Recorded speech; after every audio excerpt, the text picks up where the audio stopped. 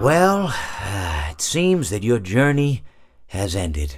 Very sorry about that. It was always going to end this way, of course. If it weren't by me, it would have just been by some other, terrible thing. Just, you could not imagine how terrible it would be. Just, I get scared thinking about it. I'm glad it's not me. It reminds me of a time I was speaking to my good friend Orville.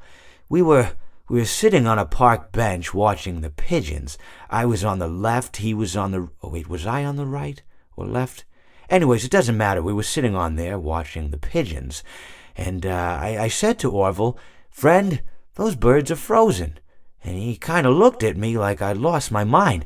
But I reminded him that it was winter, and often birds will sit in a tree until they freeze. And then they sort of fall to the ground until the sun warms up and they can, move around again. So I said to Orville, "You might as well save those breadcrumbs until the birds thaw, because they can't very well enjoy them in the condition they're in."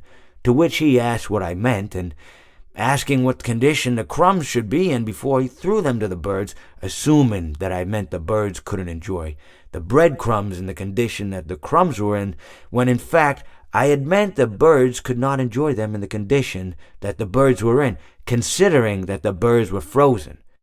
So he took a moment and then threw his last handful onto the ground. I said to him, "Orville, why did you throw the breadcrumbs to the birds when I just told you they're frozen?"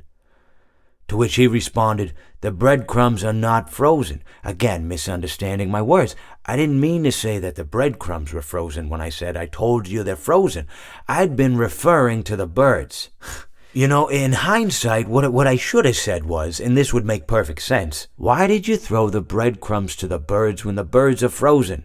He misunderstood upon my correction, stating that he didn't know what else to do with the breadcrumbs, and that perhaps, when the birds thawed, they'd still be able to eat the crumbs. So I said to Orville, and this is what I said to him, I said, "Orville, the birds may be dead."